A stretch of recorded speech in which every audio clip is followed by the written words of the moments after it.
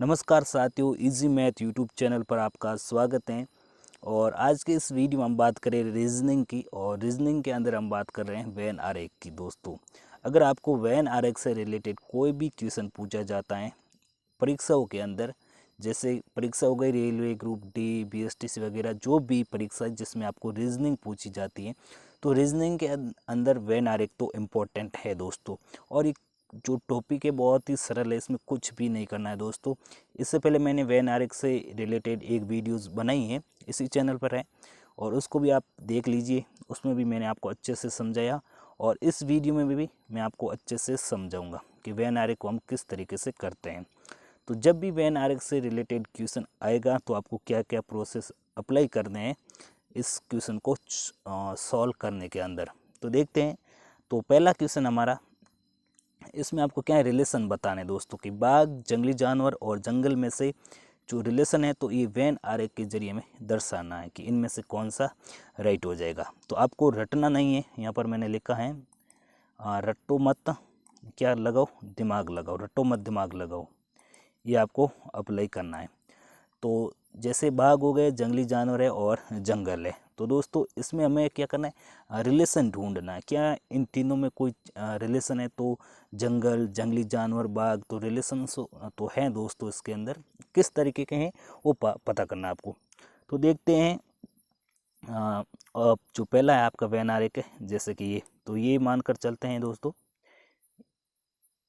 ये वाला, ये जो है ये हो गया आपका जंगल, और जंगल के अंदर रहते हैं दोस्तों क्या, जंगली जानवर। और जंगली जानवर के अंतर्गत आते हैं आपके बाघ हो गए, शेर हो गए, जो भी हाथी, यानी ये हो गए जंगल के जानवर।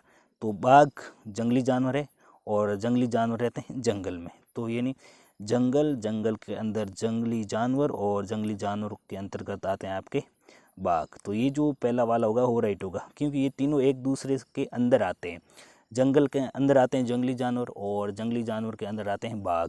तो ये आपका राइट होगा, पहले वाला वेन आरेख। तीनों जो वेन आरेख हैं वो एक दूसरे के अंदर आएंगे, ठीक है। तो ये हो गया पहले का राइट आंसर। दूसरा क्वेश्चन देखते हैं आप। दूसरा है आपका लड़का, लड़की और विद्यार्थी, ये तीन चीज़ें हैं, और तीनों के अंदर रिलेशन तो हैं दोस्तों, विद्यार्थी और लड़का, लड़की। तो ये देखेंगे, ये तो ये हो गए बड़े वाला है, ये विद्यार्थी है, और ये है लड़का, और ये है लड़की। तो ये हो गया आपका राइट। कैसे होगा देखिए, अगर हम इनको विद्यार्थी मान लें दोस्तों, तो विद्यार्थी के अंदर लड़के आते हैं, बिल्कुल सही बात है। और लड़कों के अंदर तो लड़के आती नहीं है ना, लड़के लड़के दोनों क्या हैं, अलग हैं। हाँ है दोनों विद्यार्थी, लेकिन दोनों अलग है। तो ये भी नहीं होता, गलत हो जाता, ये भी गलत हो जाता। और ये कुछ लड़कियाँ कुछ लड़के, ये तो होता ही नहीं। तो जो आपका ये है, ये आपका राइट आंसर हो जाएगा, ठीक है। अगला क्वेश्चन देखते हैं। अगला क्वेश्चन क्या पूछ रहा है, किताब, पृष्ठ और पैराग्राफ। दोस्तों ये क्या है, तो ये हो गया आपकी किताब, ये 1 मिनट रुकी, ठीक है। ये आपकी क्या है, किताब है। किताब के अंदर दोस्तों आते हैं आपके पृष्ठ आते हैं, किताब के अंदर पृष्ठ आते हैं, और पृष्ठ के अंदर क्या आते हैं, पैराग्राफ। यानी तीनों चीज़ें एक दूसरे के आपके क्या आएगी, समूह के अंदर आएगी, एक दूसरे के अंदर। तो ये पहले वाला आपका क्या होगा, राइट आंसर हो जाएगा। अगले क्वेश्चन देखते हैं। ये आपको समझ में आ गया, ठीक है ना, ये होगा नहीं, ठीक है ना। किताब हो गई ये, लेकिन पृष्ठ और पैराग्राफ दोनों अलग अलग नहीं है, और ये भी नहीं होगा, और कुछ पैराग्राफ ये तो होगा ही नहीं, ठीक है। अगला क्वेश्चन देखते हैं। अगला क्वेश्चन आपका क्या कह रहा है, खनिज, तांबा, लकड़ी, ये चीज़ कह रहा है दोस्तों। खनिज और तांबा ये दोनों आपस में रिलेशन रखते हैं, लेकिन लकड़ी थोड़ी क्या है, भिन्न है, इन दोनों से अलग है। कैसे होगी देखिए।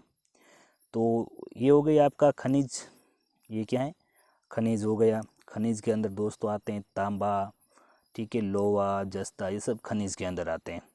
लेकिन लकड़ी ये अलग है, इसलिए ये इन दोनों से भिन्न है, इसका मतलब ये दोनों से अलग है। तो ये तीसरे वाला आपका है, ये आपका राइट आंसर हो जाएगा दोस्तों। ये क्या होगा, राइट आंसर हो जाएगा। अगला क्वेश्चन, अगर आपको समझ नहीं आए तो आप देख लीजिए एक बार, अगर हम इनको मानकर चलते हैं दोस्तों खनिज, खनिज के अंदर तांबा, और तांबा के अंदर तो लकड़ी आती नहीं, इसका मतलब पहले वाला क्या होगा आपका गलत हो जाएगा, ये तो गलत होगा।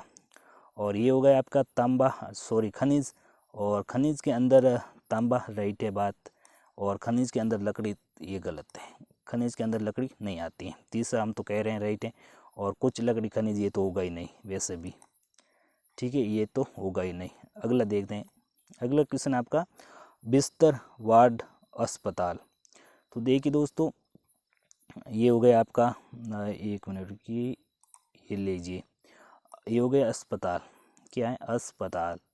इसके अंदर आते हैं दोस्तों वार्ड, वार्ड के अंदर आते हैं बिस्तर। तो ये सभी एक दूसरे के अंदर आते हैं, और क्योंकि ये होगा नहीं, ठीक है ना, ये अलग अलग है, इसका मतलब होगा नहीं, ये तो पूरा ही अलग है, इसका मतलब होगा नहीं, कुछ वार्ड कुछ हॉस्पिटल, ये तो होगा ही नहीं वैसे भी।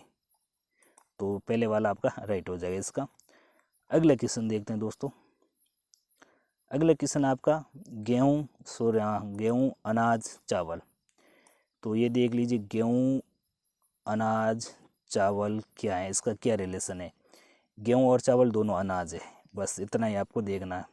ये हो गए दोस्तों अनाज, गेहूँ, ये हो गया चावल, क्योंकि गेहूँ और चावल ये दोनों का कोई आपस में संबंध नहीं है, लेकिन दोनों अनाज है, ठीक है, ये इसका राइट। इसको हम मान के चलते हैं तो ये गलत होगा, क्योंकि ये तो ठीक है हो गया आपका, ये आपका अनाज हो गया, अनाज के अंदर चावल आ गई, चावल के अंदर गेहूँ आएंगे नहीं, ये गलत होगा, ठीक है। ये अनाज हो गया, ये चावल हो गया, गेहूँ इन दोनों से अलग थोड़ी है, अनाज से अलग थोड़ी है, ये भी साथ है, कुछ अनाज कुछ चावल कुछ गेहूँ, ये तो होगा ही नहीं।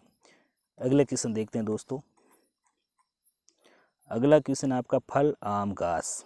फल, आम, घास, तो तीनों का संबंध है, तो दोनों में संबंध है आम और फल। आम क्या है, फल है, घास क्या है, फल है, गलत, घास फल थोड़ी है दोस्तों, घास क्या है, खरपतवार कह सकते हैं हम, ये घास अलग है।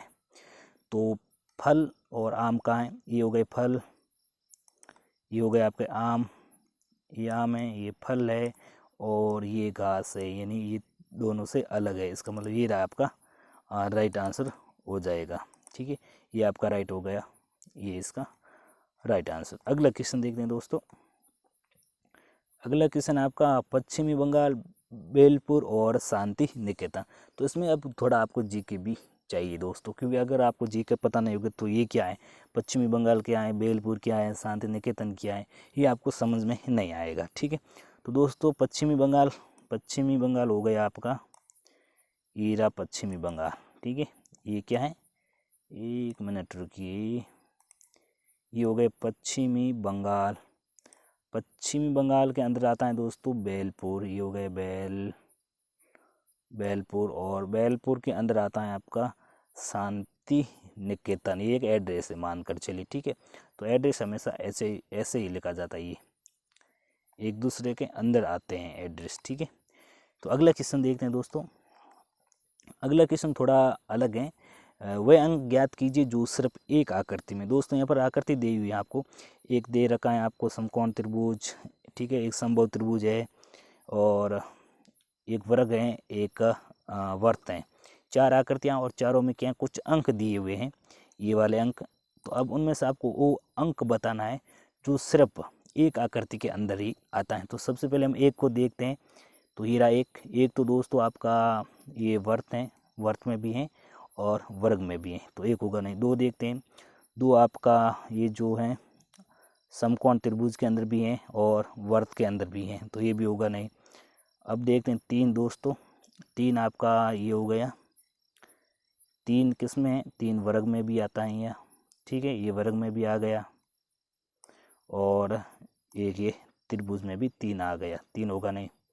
चार देखते हैं दोस्तों, चार आपका वर्त में भी हैं, वर्ग में भी हैं और त्रिभुज में भी हैं, इसका मतलब चार भी होगा नहीं। पाँच देखते हैं दोस्तों, पाँच किस में है, पाँच आपका हो गया वर्ग में है पाँच, और बाकी त्रिभुज में है नहीं, इस त्रिभुज में भी नहीं और वर्त में भी नहीं, तो पाँच आपका क्या होगा, राइट आंसर हो जाएगा। यानी इनमें से वो पाँच ही ऐसी संख्या है जो सिर्फ एक ही आकृति में है, और वह है आपका क्या है, वर्ग के अंदर पाँच समय हुआ है।